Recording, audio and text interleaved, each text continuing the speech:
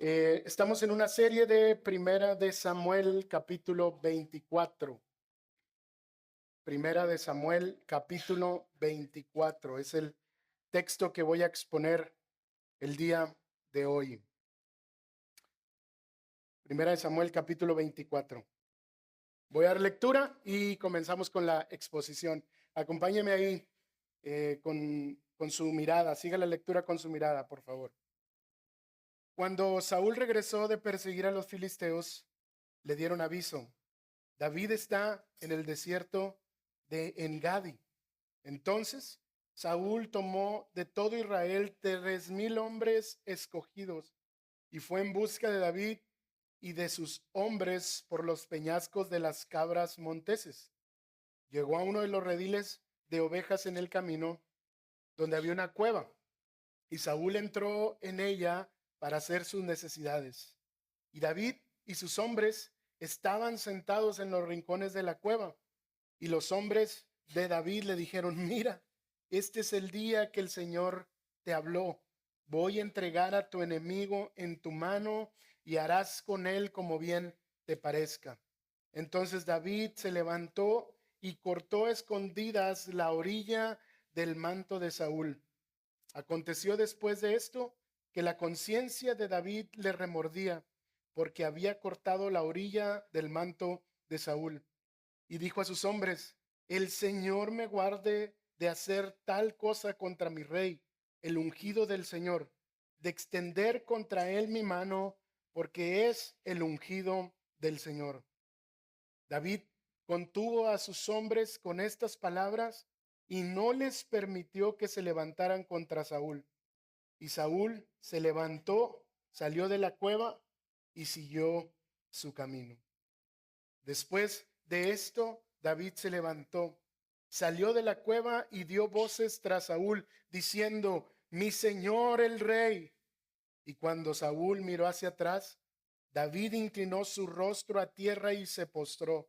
Y dijo David a Saúl: ¿por qué escucha usted las palabras de los hombres que dicen: mire que David procura su mal? Hoy han visto sus ojos que el Señor lo ha puesto en mis manos en la cueva en este día, y algunos me dijeron que lo matara, pero mis ojos tuvieron piedad de usted y dije: no extenderé mi mano contra mi rey, porque es el ungido del Señor. Mire, Padre mío, mire la orilla de su manto en mi mano. Puesto que corté la orilla de su manto y no lo maté, reconozca y vea que no hay maldad ni rebelión en mis manos y que no he pecado contra usted, a pesar de que usted acecha mi vida para quitármela. Juzgue el Señor entre usted y yo, y que el Señor me vengue de usted, pero mi mano no será contra usted. Como dice el proverbio de los antiguos: de los malos procede la maldad, pero mi mano no será contra usted. ¿Tras quién ha salido el rey de Israel? ¿A quién persigue? ¿A un perro muerto? ¿A una pulga? Sea el Señor juez y decida entre usted y yo, que Él vea y defienda mi causa y me libre de su mano. Cuando David acabó de decir a Saúl estas palabras, Saúl dijo: ¿es esta tu voz, David, hijo mío?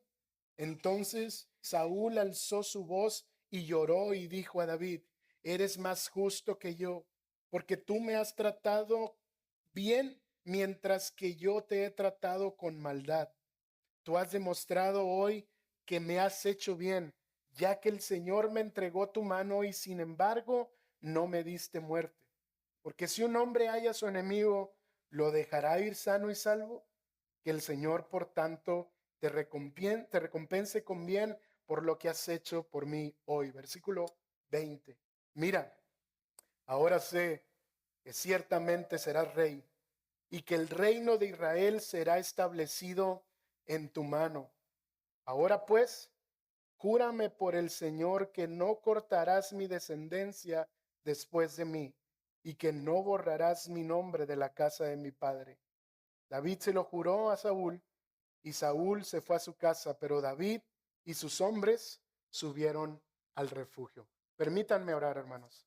Amado Señor, gracias te damos en esta tarde por las maneras en que hemos escuchado tu palabra a través de los cantos, a través de la dirección de este culto, recordando, Señor, y cantando verdades que han traído ánimo y aliento a nuestra vida. Señor, mientras cantamos, estamos expresando quién eres para nosotros, cuánto te amamos, cuánto te adoramos y cuán grandes han sido tus obras. Pero ahora, Dios, anhelamos que a través de este sermón tú nos hables a nosotros, que escuchemos atentamente tu palabra, que obedezcamos tus instrucciones y que entonces juntos, Señor, seamos edificados por el poder que tiene la palabra. Dios mío, oro para que me uses a mí, Señor, y te apiades de mis hermanos para que reciban este mensaje con humildad. Todo esto te lo pido en Cristo Jesús. Amén. Hay una historia muy linda que de hecho ustedes pueden encontrar en YouTube de una mujer holandesa que se llamaba Corrie ten Boom. Corrie fue una cristiana holandesa que fue encarcelada en el tiempo de la Segunda Guerra Mundial porque su familia y ella, debido a que tenían un corazón misericordioso, refugiaban a judíos, ¿sí? Cuando judíos estaban siendo perseguidos por los nazis, cuando los nazis llegaron a invadir Holanda, esta familia protegía a estos judíos. Sin embargo, alguien avisó sobre esa situación. Fueron los nazis hacia la casa de los ten Boom, tomaron a Corrie y a su hermana Betsy y la llevaron a los campos de concentración. De hecho, Corrie vio cómo asesinaron a su propia hermana. Años después y de manera milagrosa, ella logra salir de esos campos de concentración y se dedicó, ¿sí?, en Alemania a dar charlas sobre lo que le había sucedido. Pero fíjense lo que dice textualmente su autobiografía. Años después, mientras ella hablaba sobre el perdón en una iglesia en Alemania, uno de los antiguos guardias nazis del campo se le acercó para decirle: qué mensaje tan maravilloso. Este guardia nazi no había reconocido a Corrie y se acerca con ella y le dice: qué mensaje tan maravilloso. Es bueno saber que, como usted dice, todos nuestros pecados están en el fondo del mar. Y dice ella misma: y aunque no me reconoció ni me pidió perdón, cuando yo lo vi, lo reconocí. Cuando me estrecha su mano, se me estremece todo el cuerpo. Y dice la autobiografía que ella oró al Señor y le dijo: Señor, ayúdame. Yo no puedo perdonarlo, pero dame de tu perdón. Y en obediencia a Cristo le estrechó la mano y le dijo: te perdono, hermano, con todo mi corazón. Este acto marcó su vida y su ministerio y testificó mucho más sobre el perdón de Dios. Y saben qué, hermanos, hablar del perdón de Dios es un tema maravilloso. Sin embargo, también es un tema confrontador. Y la historia que nosotros tenemos frente a nosotros ejemplifica perfectamente cómo es que obra un corazón perdonador y bondadoso. El Rey de Dios tenía en sus manos la vida de aquel que lo estaba persiguiendo y quería asesinarlo. ¿Y sabes qué hace el Rey de Dios? Perdona la vida de este rey malvado. Y esa acción, ese acto que está registrado en este capítulo, les muestra a la audiencia original que estar bajo el liderazgo de un rey bondadoso y perdonador les traerá seguridad y los mantendrá a salvo siempre. Por lo tanto, mis amados hermanos, lo que yo quiero predicarles a través de este pasaje es lo siguiente: el Rey de Dios es perdonador y bondadoso. Por eso debes seguirlo y estarás a salvo. Te lo repito, el Rey de Dios es perdonador y bondadoso. Por eso debes seguirlo y estarás a salvo. Y el primer punto de mi sermón que quiero compartirte lo tengo del versículo 1 al versículo 15 y lo titulé de la siguiente manera: sigue al Rey de Dios e imítalo. ¿Ok? Sigue al Rey de Dios e imítalo. Y dice el versículo 1: cuando Saúl regresó de perseguir a los filisteos, le dieron aviso: David está en el desierto en Gadi. Entonces Saúl tomó de todo Israel 3,000 hombres escogidos y fue en busca de David y de sus hombres por los peñascos de las cabras monteses. Y llegó a uno de los rediles de las ovejas donde había una cueva, y Saúl entró en ella para hacer sus necesidades. Y David y sus hombres estaban sentados en los rincones de esa cueva. Es muy interesante cómo el autor de Primera de Samuel ha estructurado todo este libro, porque durante los últimos pasajes lo que hemos visto es que Dios ha preservado la vida de Saúl de manera la vida de David de maneras sobrenaturales. Él ha usado a mujeres, él ha usado a hombres, él ha usado a amigos, él ha usado a enemigos, él ha usado de todo para preservar la vida de David. Y sabes que a lo mejor David, entendiendo que Dios ha estado guardando su vida, él pudo aprovecharse de eso y decir: bueno, pues parece que no me va a pasar nada malo, entonces voy a enfrentar a Saúl y lo voy a asesinar. David va a utilizar esa gracia que Dios ha mostrado en su vida para destruir a Saúl con su propia mano. Y sabes que la respuesta es no. Y durante el capítulo 24, 25 y 26, nosotros vamos a ver cómo David tuvo la oportunidad de asesinar a Saúl y no lo hará. ¿Por qué, hermanos? Porque el autor quiere mostrarle a su audiencia que David tiene un corazón conforme al corazón de Dios.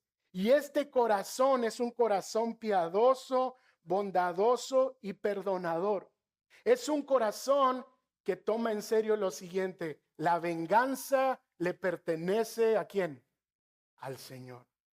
David sabía eso y él lo iba a demostrar. Así que lo que nosotros vemos de que cuando Saúl toma a 3,000 hombres, y dice que 3,000 hombres escogidos, quiere decir que tomó de ese ejército tan grande que tenía, tomó a 3 que fueran los más hábiles, los más poderosos, los más guerreros, porque sabía que este era el momento de encontrar a David y hacer pedazos a los 600 hombres que le seguían. 3,000 contra 600. Era obvio que Saúl iba a derrotarlo. Pero mira lo que utiliza Dios, hermano. Saúl, aunque era el rey de Israel, aunque era el hombre más poderoso de la nación, Saúl también tenía necesidades. Necesidades fisiológicas como las de cualquier ser humano. Y dice el texto que él entra a una cueva y obviamente al ser el rey no lo acompañaban sus guardias a verlo hacer sus necesidades. Era obvio que él los dejó allá. Él entra a la cueva y dice: pues, ¿quién va a estar aquí para verme? Tal vez estaba pensando: ¿qué podrá pasarme en esta cueva? Pero eso no es una casualidad, hermanos. Dios, en su soberanía y en su providencia, también estaba orquestando eso. Fíjese, Dios usando las necesidades fisiológicas de un rey para llegar a un lugar y que David pudiera demostrarle por qué Dios lo había llamado a ser rey. Mientras que Saúl tenía un corazón vengativo, un corazón deseoso de destrucción, de maldad, para asesinar a David, David tuvo la oportunidad de tomar la vida de Saúl y hacerlo pedazos, y no lo hizo. No es que Saúl haya tenido mala suerte de escoger una cueva equivocada. Es que Dios estaba detrás de todo esto. Y cuando los hombres de David se enteran que Saúl estaba haciendo ahí sus necesidades, le dicen: David, este es nuestro momento. Y ellos estaban tan emocionados de ese momento. Ellos lo único que querían era ver la justicia y la venganza, porque Saúl merecía ser asesinado por David. A tal punto que los seguidores de David inventan un oráculo, como si Dios hubiera hablado algo de esto. Fíjate lo que dice el versículo 4. Y los hombres de David le dijeron: mira, este es el día que el Señor te habló. ¿Dónde está registrado eso? No tenemos en ninguna parte de la Biblia ese registro. Más bien, ellos parece que habían inventado esto para decir que Dios era el que estaba orquestando lo siguiente: voy a entregar a tu enemigo en tu mano y harás con él como bien te parezca. De hecho, hermanos, no hay registro de que David haya considerado en algún momento a Saúl enemigo. Nunca. Todo lo contrario. Aún en ese momento, David seguía considerando a Saúl su rey, su señor, el ungido. Jamás pasó por el corazón de David que Saúl era su enemigo y que tenía que tomar venganza. De hecho, en ese momento lo que hace es ir. Y tal vez los hombres estaban como que sí, sí, sí. Y David va y lo único que hace es que corta un pedazo del manto real. Los estudiosos y los eruditos se imaginan que como el manto real era muy largo, Saúl no podía hacer sus necesidades con ese manto real. Entonces tuvo que quitárselo y ponerlo a un lado. Y esa fue la astucia de David. Entonces va y sutilmente él planea algo, no para asesinarlo, sino para mostrar que tiene un corazón bondadoso y perdonador. Corta un pedazo de ese manto real. ¿Y saben qué? Es tanto el respeto y la honra que David le tiene a Saúl que se arrepiente de lo que hizo. Versículo 5. Aconteció después de esto que la conciencia de David le remordía porque había cortado siquiera la orilla del manto. Y es que ustedes deben de saber que el manto real representa muchísimo para un hebreo. Sí, era como literalmente ir en contra de la vida del rey, tomando ese manto o haciéndole cualquier cosa a ese manto. Por eso es que él se sentía así. Él estaba como quitándole un pedazo del reino a Saúl. Y es por eso que siente ese remordimiento. Y de hecho, aquí hay un pasaje que se ha malinterpretado un montón de veces. Versículo 6. Y dijo David a sus hombres: el Señor me guarde de hacer tal cosa contra mi rey, el ungido del Señor, de extender contra él mi mano, porque es el ungido del Señor. Y hemos escuchado en algunos lugares una interpretación de que David no estaba tocando la vida de Saúl porque Saúl tenía como una unción espiritual. Y algunos pastores, pseudoapóstoles, falsos maestros, usan esta enseñanza para decir: no, yo soy el pastor, así que no puedes decirme nada. Tú no puedes tocarme, tú no puedes hablar mal de mí. Pero este pasaje, hermanos, no dice eso. Es algo muy sencillo. Cuando David le llama ungido a Saúl, está hablando de que él fue escogido por Dios y fue ungido por Dios para ser rey. No está hablando de una unción espiritual mayor o distinta o de autoridad. No, no es cierto. Lo que sucede es que David está entendiendo que si Dios es quien lo puso, el único que puede quitar a Saúl, ¿quién es? Dios mismo. David está diciendo: yo no tengo el derecho de tomar la vida del ungido de Dios. Cuando Dios lo quiere hacer, lo va a hacer. Pero no, hermanos, porque él tenía una unción especial, sino simplemente porque Dios lo había ungido como el rey de Israel. ¿Estamos claros? Y eso es lo que está sucediendo en el pasaje. David reconoce eso. Y dice el pasaje, me imagino los hombres de David: mátalo, mátalo, mátalo.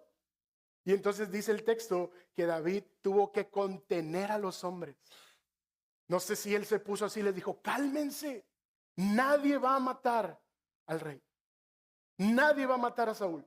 Se calman. Bueno, no sé si, pero me imagino que tuvo que, para que el texto diga contener, o sea, había una euforia de parte de sus seguidores para ver a Saúl muerto. Y hermanos, era obvio.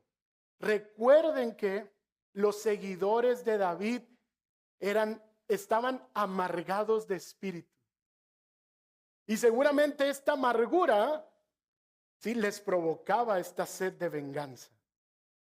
Y decía, acaba con su vida. Pero ¿sabes qué? David estaba mostrando un camino más excelente. Un camino de piedad y de bondad. Y de hecho eso es lo que le declara David a Saúl. Versículo 8. Después de esto, David se levantó, salió de la cueva y dio voces tras Saúl diciendo, mi señor, el rey. Y cuando Saúl miró hacia atrás, fíjense lo que hace David, se postra, se inclina porque reconoce que aún él es su rey. Y entonces empieza una conversación donde David está diciéndole, si yo te quisiera asesinar, ¿te hubiera perdonado la vida? Y te voy a dar una prueba, por si no me crees, aquí hay un pedazo de tu manto. Te tuve en mis manos, Saúl, pero yo no tengo un corazón de maldad. David está tan seguro de que lo que está haciendo es de acuerdo a la voluntad de Dios, que 2 veces, versículo 12 y versículo 15, fíjense lo que dice. Verso 12. Juzgue el Señor entre usted y yo, y que el Señor me vengue de usted, pero mi mano no será contra usted. Y luego de nuevo el versículo 15. Sea el Señor juez y decida entre usted y yo, que Él vea y defienda mi causa y me libre de su mano. Hermanos, no quiero imaginar esta escena con los seguidores de David enfurecidos y alborotados, endeudados, abatidos y amargados, diciendo, esta es nuestra oportunidad para vengar a Saúl. Esta es nuestra oportunidad, David, para acabar con la vida de Saúl, tomar el reino. Y a lo mejor hasta algunos ya están pensando, pues yo voy a ser la mano derecha de David, y yo voy a ser su escudero, y yo voy a ser el otro.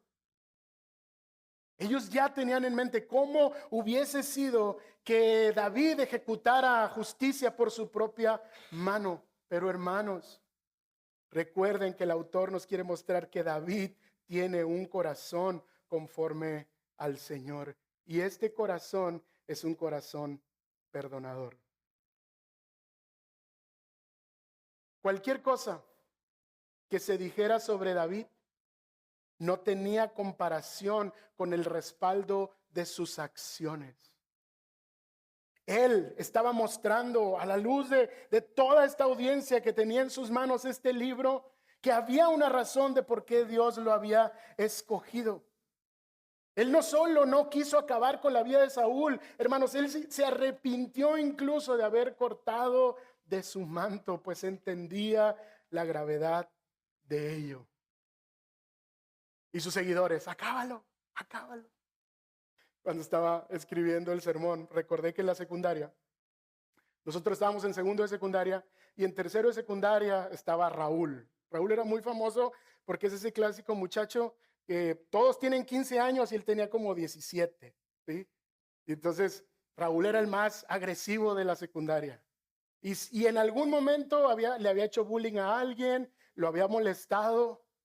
Y entonces uno de nuestros amigos se envalentonó en el receso y le dijo a Raúl, te veo en la salida.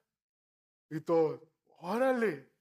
Entonces ya llega la hora de salida y Ortega, nuestro amigo, se sale antes porque en realidad no quería pelear con Raúl. Entonces se sale antes y se sale a escondidas y nosotros lo perseguimos y nos juntamos varios atrás de él y empezamos a gritar, Ortega, Ortega. Y él decía, no, o sea, él lo que quería era huir. Y nosotros lo único que queríamos era que él vengara todo el bullying que había hecho. La verdad es que ni nos importaba la vida de nuestro amigo. Lo único que queríamos era ver sangre.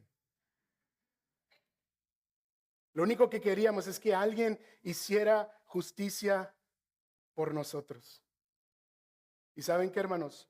Dios no nos llama a eso.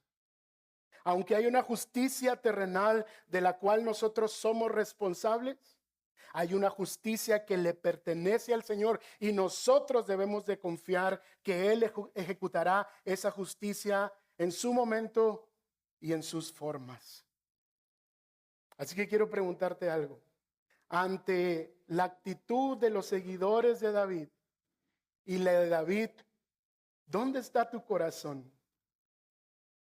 ¿Tienes un corazón que reclama justicia en todo tiempo y quiere ver sangre? ¿Quieres que las cosas se resuelvan de la manera que tú esperas para que tu sed de justicia sea saciada? ¿O tienes un corazón perdonador, que es paciente, que entiende que la venganza y la justicia le pertenece al Señor? Hermano, ¿cómo está, por cierto, tu corazón en cuanto al perdón? ¿Cómo está tu corazón en cuanto al perdón? Y miren, les voy a dar una definición muy sencilla. Perdonar es absorber la deuda de alguien más para dejarlo en libertad. Perdonar es absorber la deuda de alguien más para dejarlo en libertad. Y yo quiero preguntarte, ¿quién te ha hecho tanto daño como para que estés luchando en tu corazón si perdonarlo o no? ¿Están tus cuentas claras con tus hijos, con tu esposo, con tu esposa? ¿Están tus cuentas claras con algún hermano en Cristo? ¿La deuda está saldada en cuanto a aquel que te hizo daño, aquel que te ofendió? ¿Cómo está tu corazón en cuanto al perdón, hermano? Y sabes que aunque muchas veces se nos ha enseñado que perdonar es una decisión, también quiero decirte que perdonar conlleva un proceso. No es simplemente un acto emocional, sino es un acto consciente, razonado, acompañado de la oración, de la palabra, del compañerismo de otros, para ser motivado a hacer lo que tienes que hacer de acuerdo a la Escritura. De hecho, nosotros vemos en este texto que Saúl no le pidió perdón a David y aún así David lo perdonó. O sea que no se necesita el arrepentimiento del ofensor para que uno pueda extender perdón. Así que perdonar es tanto una decisión que debes tomar sabiendo que como cristiano lo debes hacer, pero está acompañada de un proceso. A algunos les va a costar menos tiempo y a otros más tiempo, pero de que debemos hacerlo, debemos hacerlo. Y perdonar no es sencillo, perdonar es costoso. Perdonar duele porque implica renunciar a tu propio orgullo. Perdonar es costoso porque implica renunciar a la justicia propia, al deseo de venganza. Incluso muchas veces creemos que perdonar nos hace débiles. Perdonar es costoso. Pero no perdonar, hermanos, es aún más costoso.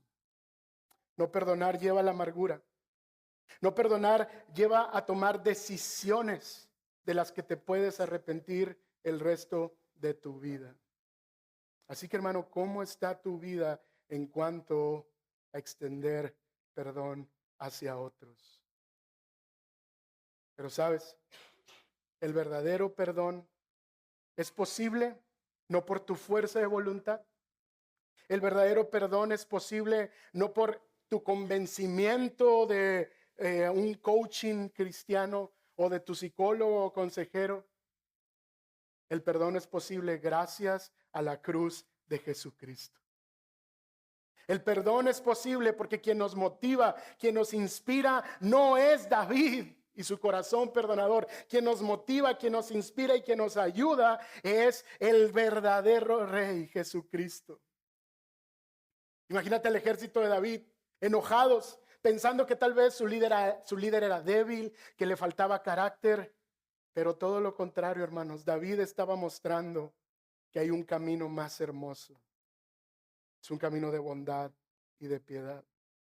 El mismo camino que mostró nuestro Señor Jesucristo. Y si nosotros somos su pueblo y somos sus seguidores, entonces debemos imitarlo a Él. Y sabes, David no consideraba a Saúl su enemigo, pero Dios sí nos consideraba sus enemigos. Y aún así nos perdonó en Cristo Jesús. ¿Y saben qué, hermanos? Eso hace a nuestro Rey digno de ser seguido. Eso hace que nuestro Rey tenga un liderazgo que inspire la confianza suficiente para que nuestra vida esté guardada bajo su cuidado y su protección. Hermanos, el Rey de Dios es bondadoso y perdonador. Por eso tú debes seguirlo y vas a estar a salvo para siempre. La segunda parte de este capítulo, y es mi segundo punto, están en los versos 16 al 22, y lo titulé de la siguiente manera: sigue al Rey de Dios y ríndete ante Él. Sigue al Rey de Dios y ríndete ante Él. Cuando David acabó de decir a Saúl estas palabras, Saúl dijo: ¿es esta tu voz, David, hijo mío? Entonces Saúl alzó su voz y lloró. Yo quiero recordarles algo. Más o menos desde el capítulo 15, cuando nosotros empezamos a ver en la escena a David y a Saúl, el autor está mostrando una y otra vez el contraste entre un rey y otro rey. Recuerden que Saúl era el rey del pueblo, era el rey que había escogido el pueblo, pero David era el rey que había escogido Dios. Y entonces en estos contrastes nosotros vemos cómo obra el rey que ha escogido Dios, un corazón perdonador, un corazón misericordioso, un corazón en el que encuentran refugio los demás, un corazón que no es vengativo. Pero por otro lado tenemos a Saúl, el rey del pueblo, un hombre perverso, malvado, lleno de venganza. Entonces, ¿ante cuál rey va a rendir su vida ese pueblo? Y fíjate cómo Saúl reconoce todo lo mal que está su vida cuando ve esta muestra de perdón. Versículo 17: y dijo a David: eres más justo que yo. Lo primero que reconoce es que él es injusto, que todo lo que él ha hecho ha sido motivado por su orgullo, por su ego, y lo ha llevado a actuar en injusticia una y otra vez. De hecho, eso le reclama David unos versículos antes y le dice: ¿por qué has escuchado a hombres que te dicen que yo te quiero tu mal? Para nada, yo no quiero eso. Y Saúl es lo único que tiene en su mente: David quiere lo peor para mí, por eso lo quiero asesinar. Pero nunca se ha detenido a preguntar si eso es verdad. Simplemente Saúl ha actuado con injusticia. Y sigue diciendo el versículo 17: porque tú me has tratado con bien mientras yo te he tratado con mal. Tú has sido bondadoso conmigo, y en cambio mis acciones han sido maldad una y otra vez. De hecho, Saúl, versículo 18 al 19, Saúl creía que Dios había entregado en las manos de David su propia vida, pero no es cierto. Dios no estaba entregando en las manos de David a Saúl. Lo que estaba haciendo Dios era mostrarle a Saúl una lección de por qué él había escogido a David como rey. Era una lección para Saúl. Ahora Saúl está entendiendo: por eso tú vas a ser el rey. Y de hecho esa es la declaración que él hace. Fíjate en el versículo 20. Mira, ahora sé que ciertamente será rey. Hermanos, esta es la primera vez y la única que Saúl reconoce explícitamente que David será el rey. ¿Y sabes por qué lo reconoció? Por el acto de perdón y de bondad que David había ejercido. En ese momento Saúl dijo: ahora entiendo por qué este pueblo necesita un rey justo. Este pueblo necesita un rey bondadoso. Este pueblo necesita un rey perdonador, y no soy yo. Ese rey eres tú, David. Y por eso Dios te ha escogido. Y fíjate, Saúl sabe cómo es el corazón de David. Lo reconoce en ese momento, que ahora le implora un favor. Fíjate cómo termina el verso 21.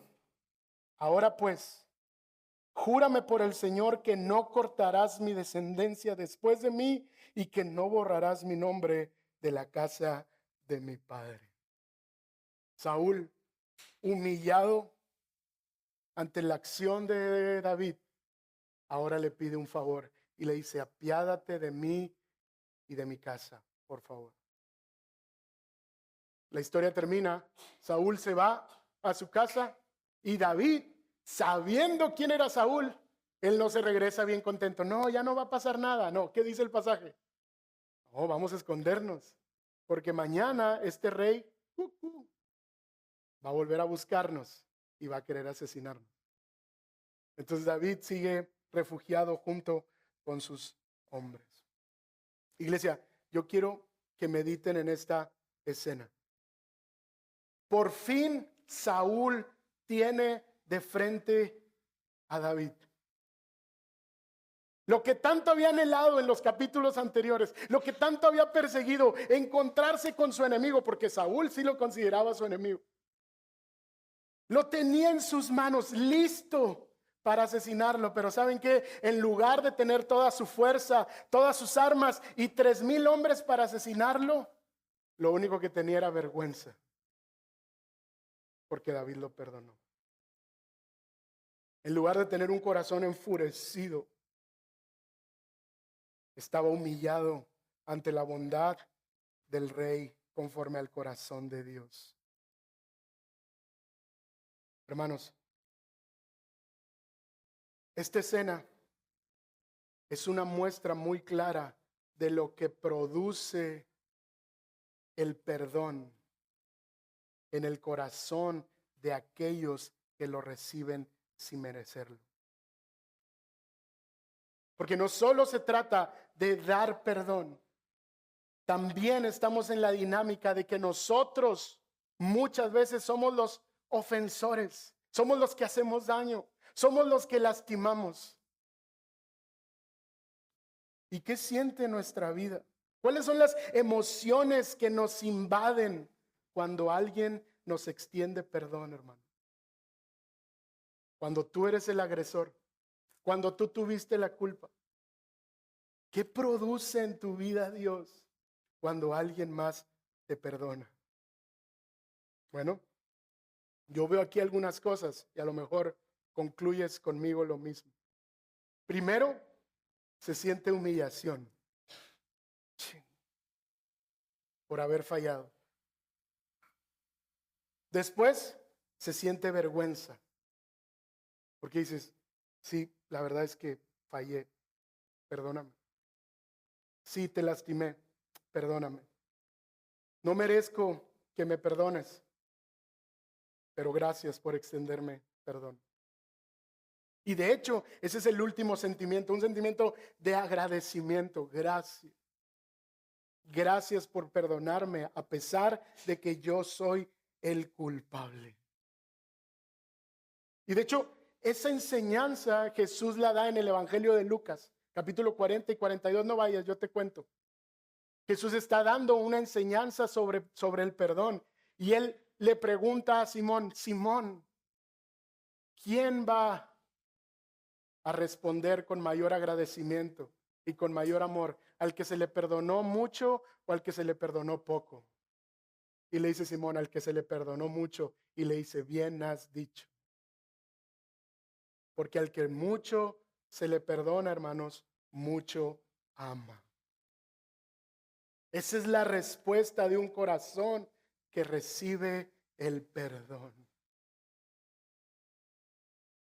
Hace como unos 6 años andábamos mi familia y yo en McAllen, y debido al trabajo yo tenía que ir cada 15 días a Estados Unidos, y a veces teníamos que salir de la casa 4 o 5 de la mañana y estar regresando 4 o 5 de la tarde. Entonces eran viajes muy express, y a veces yo estaba muy cansado en esos viajes, pero recuerdo muy bien que en uno de esos viajes ya eran más o menos como las 4:30 de la tarde, ya veníamos de salida, estábamos ahí en un semáforo del freeway, había un Whataburger aquí, nunca se me olvida porque a ese Whataburger vamos seguido, y estaba yo en el semáforo y me quedo dormido, hermano. Entonces suelto el acelerador y el carro empieza a dar, ¡pa! Le pego a un carro enfrente de mí. Y yo abro los ojos y Gaby, ¿qué te pasa? Y yo me quedé dormido, mi amor, perdón. Y luego me pongo todo nervioso. Hermanos, ustedes no saben lo que es cometer un delito en los Estados Unidos. No sé, sí, o sea, lo que se siente, o sea, en la mente estaba, ahorita va a llegar el tránsito, me van a quitar mi visa, me van a deportar. O sea, yo ya estaba imaginando lo peor. Y entonces, para terminarla, el carro al que le pegué era un Corvette. Sí, eso es el que es como Bumblebee o el de Transformers. O sea, no, le pego así, o Bumblebee, no sé cómo se llama. Pero le pego y me pongo bien nervioso y le digo, Gaby, déjame bajo. Y donde me bajo, la muchacha se espanta y dice, no, vete de aquí, adentro del carro. Y yo me volví a subir al carro y le dije, no sé qué hacer, Gaby. Y entonces Gaby se baja, dice, tranquilo, déjame voy. Ya se baja y le dice la chica, ¿te parece si nos movemos al Whataburger y ahí platicamos? Y entonces yo, sí, por favor, porque pues esto estaba sucediendo muy rápido, no sabías en qué momento iba a llegar al oficial. Nos movemos al Whataburger y ya, pues yo ni siquiera me bajé, Gaby empezó a hablar con ella como que le habló a su mamá, también estaba súper nerviosa. En realidad no le pegué fuerte, hermanos, o sea, fue la velocidad del carro, pero fue más el susto. Y entonces ella va, se asoma a la parte de atrás y ve así la cara de mi esposa y le dicen, miren, no se preocupen, váyanse. Y es como que, ese sentimiento de haber sido perdonado. Cuando ella pudo hablar a su seguro, ella pudo hablar a la policía, ella pudo reclamar, aunque no le hice nada, ella pudo haber dicho, me pegó y que pague.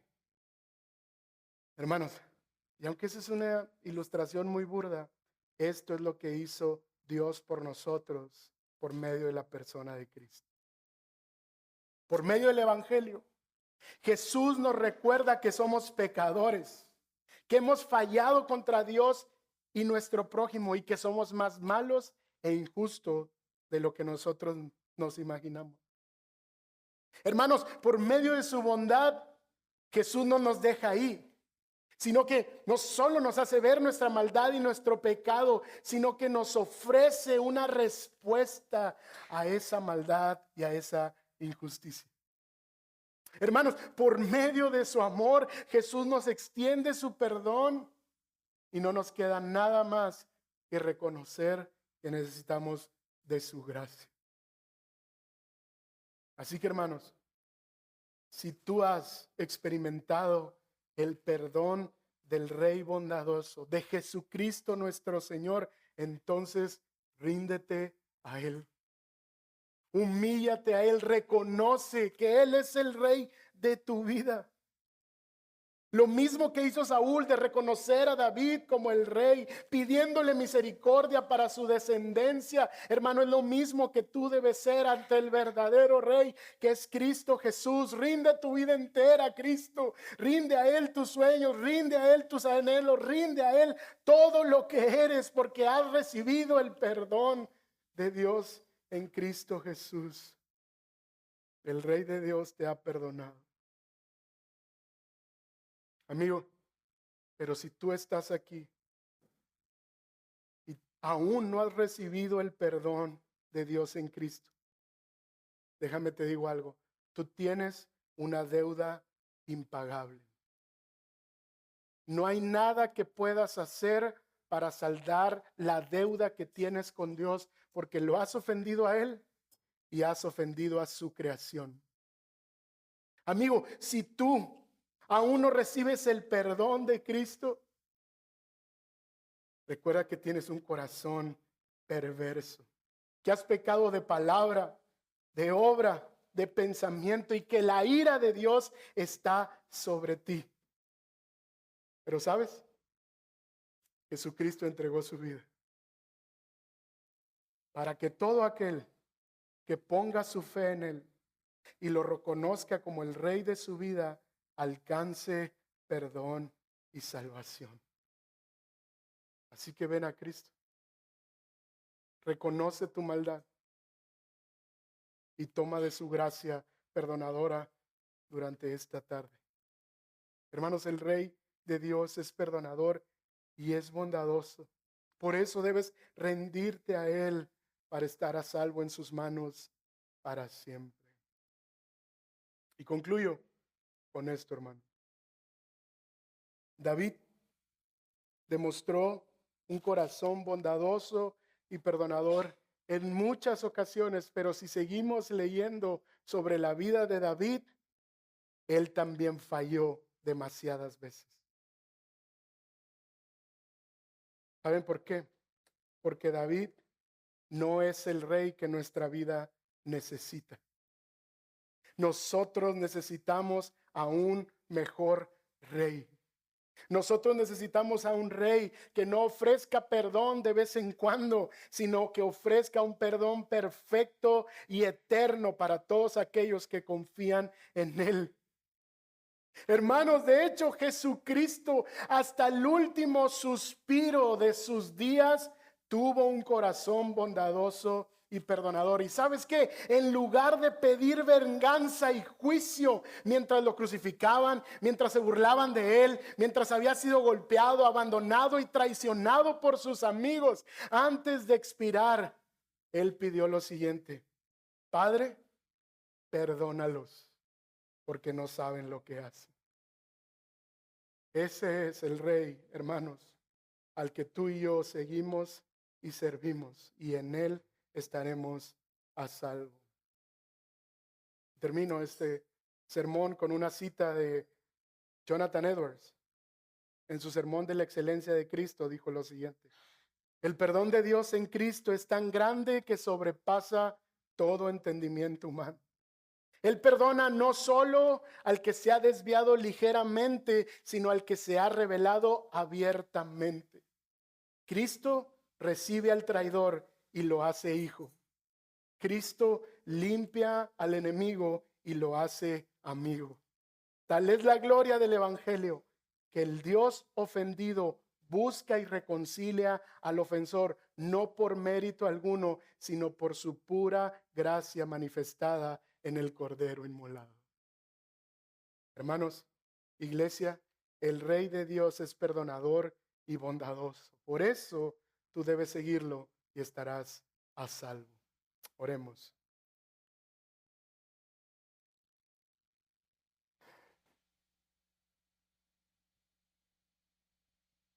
Señor, hemos de reconocer primeramente que hemos pecado contra ti, Señor.